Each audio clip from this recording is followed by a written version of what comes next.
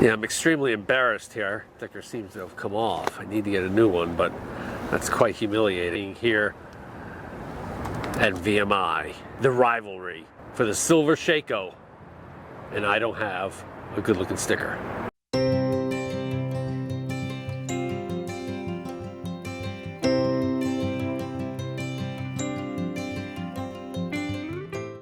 All right, as we head up north, we're kind of hitting a few of the places that I've been meaning to hit forever, and we just always pass by because we're heading south or we're heading north. We're on our way to somewhere else. And you saw our little trip to Fort Fisher, which I've been wanting to go to for a long time. And now we are at the second of my bucket list places that I want to see, and that is my big time college rival, the Virginia Military Institute in Lexington, Virginia. So we're going to go ahead and check out campus. And the museum here, right? We'll see the museum. There's also some other stuff like the George C. Marshall Museum.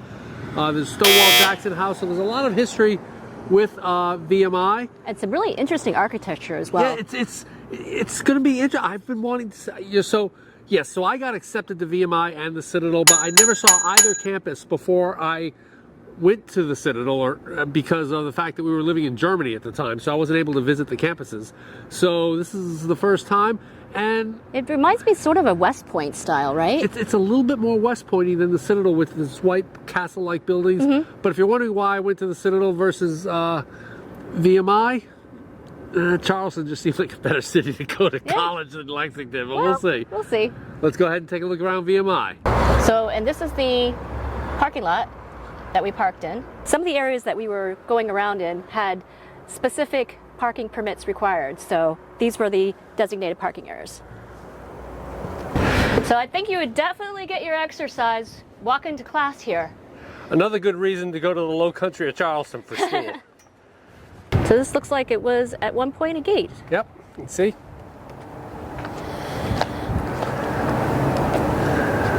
Established in 1839. This, I think, is the VMI Chapel. It is. It's an interesting backdrop for a church, don't you think? Similar to the Citadel. I'll give the Citadel credit on this one. We've got the state flags just like they do. That's pretty cool. They got this mural up front. The mural depicts the charge of VMI cadets at the Battle of New Market on May 15, 1864. It's notable for the only time in American history where a school student body was used as an organized combat unit.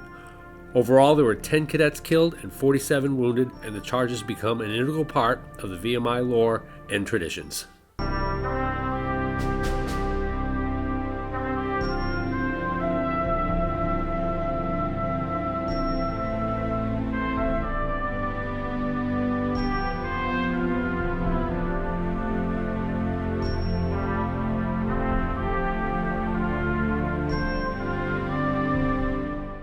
Okay, so this is a VMI cadet room, a recreation of it. And all of us, first of all, I am met with a couple of things that I think VMI does outstanding with. Look at this. They've got cots. They sleep on cots. I love that. And apparently they have to roll their mattresses up like this. Look at this. This is absolutely... Every day? I would assume so. This is absolutely motivating. They also, I did ask, I'm like, really? Are these the chairs that they... That is absolutely beautiful. What do you like it? Just because it's Because it's straw? uncomfortable. Oh. That's exactly how it should be. Yeah, you have to roll them up every morning. Are you an alumni? Yep. Awesome. Yep. So your racks have to go up, and the bedding there is called hay. So we used to call it hay. So you have to roll your hay every morning. You're allowed to have your hay down usually between 5 and basically morning roll call. So as soon as the bugle goes off in the morning, you have to roll your hay up, put your rack up, and then you're not allowed to have it down for the entire rest of the day. That is outstanding. I love it. Thank you for that insight. Yeah, absolutely. This is just so old core. I was just talking to an alumni here who confirmed they call these hay. I love that too. It's probably not hay now, but yeah, I guess it's 3 to a room. At the Citadel, it was 2 to a room, except for the corner rooms had 4, and that was something you never wanted to have. Wow. Very cool. Stonewall Jackson was actually a professor at VMI, And they've got a lot of history with Stonewall Jackson here. And this is the raincoat, actually, he was wearing when he was shot by his own troops. Oops. And he intended to come back to VMI as a professor after the war, but obviously he was mortally wounded. And you can see around here, look at that. There's the bullet hole that resulted in his fatal wound. So they've been collecting rings from the beginning to try to fill in all the years. They've gotten as far back as 1848, and they're missing a couple years here and there until they hit about 1910, and then it looks like they've been able to fill in the blanks. But as you can see, they go all the way to 2024. Here's something I absolutely didn't know, is that Chesty Puller actually matriculated at VMI before enlisting in the Marine Corps and becoming a general in the Marine Corps. He's famous for two things. First of all, I love his phrase, "We're surrounded." Well, that simplifies things, which is kind of interesting. And also, if you look at his award case, that medal in the upper left is a Navy Cross. That's the second highest award behind the Medal of Honor. And he's got 4 oak leaf clusters. That's 5 Navy Crosses, the only person ever to be awarded the nation's second highest award 5 times. Yep. So I have a question. Okay. Does the Citadel have a museum like this? Yes, they do. This is above the library. So how come I've never seen it? I don't think I've ever seen it either. When you're there, you don't want to see it. You just want to get out of the place. Okay. So we missed this, but they give a tour daily by a VMI cadet at 12 o'clock noon here, and the meeting place is in front of the museum. We're not allowed in the barracks, obviously, and even at the Citadel, you're not allowed in the barracks during normal school year. But you can see from this door here, it's very similar to the design of the military colleges down south, where you have an open quadrangle from which you can engage in your formations, and the open rooms and galleries for the cadets to live in their rooms. Yep. So we're here on the parade deck at Virginia Military Institute, and we were talking to one of the cadets in the museum, and he was saying that a lot of the cadets are on what's called an FTX, or they're doing some military training. So the Army cadets go to one place, the Navy cadets go to another place, Coasties go to another place. So that's why you don't see a whole lot of cadets in the area here. Right now. And we'll take another walk around campus here. So we stopped off to take a look at these cannons, and they reminded me a lot of the ones that were in St. Augustine at the Castel St. Marco. And they are actually cannons given to the United States by Lafayette, who's of course from France. And you can tell by the little fleur-de-lis that they're very French. And instead of a dolphin fish on this one, these look like dragons actually, because you can see the little wings right here.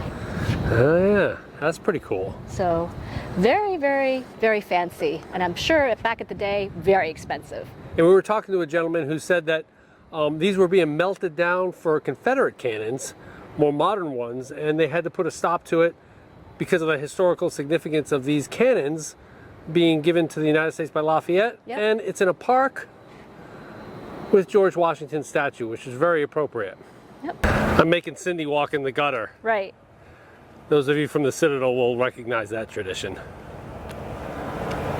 No, I'm just joking. She was the one walking in the gutter and noticing it herself. Absolutely. Okay, so here's the moment of truth. We're going back to our car here at the parking lot. And if I get a ticket from campus police, I swear to God, I'm finding the first rat that I can find, which is what they call VMI freshmen, and I'm going to introduce him to some, or her, to some good old-fashioned hotel company hazing circa 1988. Let's see what we got. I think you're good.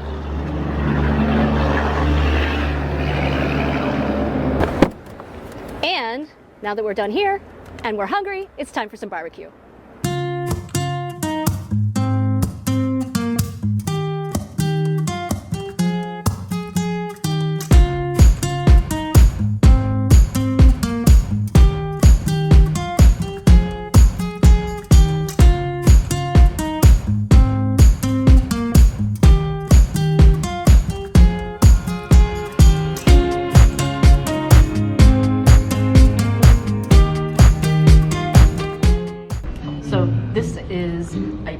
pulled pork platter, and it has collard greens and potato salad and cornbread. And highly recommend matching the pulled pork with the collard greens, because the collard greens are very vinegary and it just makes the pulled pork sing. And the kalalaki sauce is delicious. Absolutely. So what do you think of Foothill Barbecue? I thought it was excellent, and it gave Scott's Barbecue a run for its money a little bit. It was spectacular. I mean, It was. The pork was perfect. The what do they call it? Kakanami sauce or something? Kakanaki sauce or something? Kakanaki sauce? It was, I think it was a traditional Shenandoah barbecue sauce. It was the herbaceous vinegar sauce that's known for the Shenandoah. So, And like Cindy said, the collard greens paired with the pork, holy! that was perfect. And the only thing that I think Scott's won out, you know, other than maybe a tie, was the potato salad, because it's just my personal preference. I like a little bit more mustard than mayonnaise. So I thought everything was excellent. Very much worth the trip. The platter was big enough to split for two if you have, Yeah, it was huge. you know, just an average appetite. And I thought the prices were very reasonable. Yep. So, all right. Foothill Mama's Barbecue. And again, a lot of these barbecue places aren't like, they're very unpretentious as far as they look. It's not fancy looking, but the food was excellent. And like Cowboy Kent Rollins says, you can't get full and fancy. No. We got full. Yeah, we did. Everybody loves a campfire when they're out with their RV. And what is better than some split wood like this? It just makes the campfire so much easier to burn and so much easier to get lit. Normally they come in these big pieces, and you used to use an axe to... A hatchet, right. And using a hatchet, I mean, it's just, I mean, you can do it, but you really need a big axe for something like this. And you actually need a surface that's harder than just gravel, okay? And so this was my Christmas gift this year, and it is awesome. And this is my Weetor. Okay. And you really just take a piece of wood like this. You have a 3-pound mallet. Bingo. There's your split wood. It really works great. So you get small pieces like this.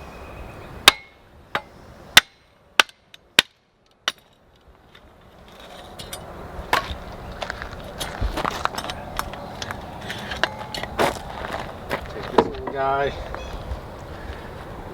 Break him off if you want. And even the big pieces split super easy.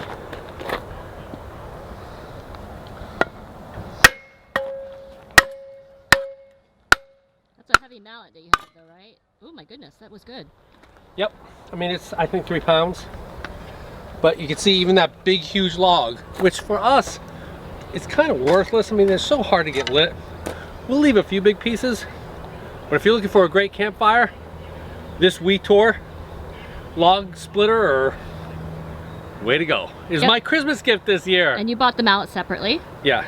And it's made of carbon steel, which actually is lighter weight than some of the other ones that I found that were just made of pure iron. Yep. So we have stopped off here at the KOA Lexington Natural Bridge Holiday, and it's right off of I-81. I believe it's exit 180-ish or so. We'll put that exact 180B, I thought. 180B. And I'm describing this a new campground term. There's a category of ships called ro-ros, and they're car carriers that roll on, roll off, so they call them ro-ros. This is like a ro-ro campground, right? You just roll into it, you spend the night after I-81, and you roll off of it. And This is, I think, a very one-nighter place to stay. Yes, and you know, we're here for 3 nights, and that was basically for, we had Zoom meetings for the international rally, we had laundry, we had propane, and plus we wanted one fun day at least to go to VMI, so we were able to do that. So we were here a little bit more about, you can see a lot of people in and out on a daily basis, and it is a great stop off for a one night off the interstate. Yeah, the one bummer is, you know, still they advertise Wi-Fi, and the Wi-Fi where we're at is absolutely unusable, and even with our Wi-Fi Ranger, that makes it barely usable. So the other caveat is some of the sites, at least for the smaller trailers, seem to be very uneven. Yeah, so they put all the small trailers in this section right here, and of which we, I guess, accounted for. Yep. And the first site we had was super unlevel. We couldn't level it out, and that's the lesson for you. Don't bite the site, right? So Yeah, we pulled absolutely. out and went back to the place and said, guys, we can't get level. You know, maybe we were just a little bit longer than some of the smaller ones, Right. and they gave us another one, which is fine. But this one was better, but this was a 2-blocker. Still a 2-blocker. The other one, if we wanted to get level, would have been for us at least a 5-blocker. Yeah, 3, 4, and it would have been just up wonky. And that's when you're starting to get unsafe, when you're stepping out of your trailer, your step is too high, and then all of the complications. But overall, you know, it's nice. You know, this is the thing with KOAs that I don't like about KOAs is you're paying for stuff you don't want or don't need. Like, I don't want this step right here, because I want to put my mat down. Well, I don't need this balcony. I need them to invest in the Wi-Fi infrastructure, not this little balcony, so that I can like stand here and survey your kingdom. You know, survey stuff. I want Wi-Fi infrastructure versus this kind of stuff. So Okay. I mean, it's okay. It's. But that's why we like state parks and Corps of Engineers. Right, which is we're heading off to tomorrow. We'll link the exact cost per night. I think it was probably in the $54 range per night, but we'll link that right here. And it was just water and electric, no sewer. Yeah, you can look at the services here. As we come around, you know, you can really see the slope kind of here. It's quite steep. And they've done their best to level out the sites, but still, there's a significant slope. But you can see here are the services. It is, I believe, no, it's just 30 amps. So it's 30 amp, 20 amp. We've got our power watchdog hooked up. Water came in at 352 That's kind of high. ppm, total dissolved solid. Yeah, it's higher than normal, but still, you know, the CDC limit is 650, so it's still well within limits for purity of total dissolved solids of the water. So, yeah, overall, you know, like I say, The water pressure was not water pressure's was a little low. but still, hey, For on and off, what would you call it? A Rolo? a row campground. row, You okay. roll in, you roll out off of Okay. 81. Now you're going to have created a new term. Join us next week as we continue our journey up north. So if you like this video, Give us a big thumbs up and if you think we've earned a subscription, like to subscribe. and comment below if you've been to any of the military colleges and what you thought. Because we come out with RV and Airstream related videos just like this one every Tuesday. Thanks for watching.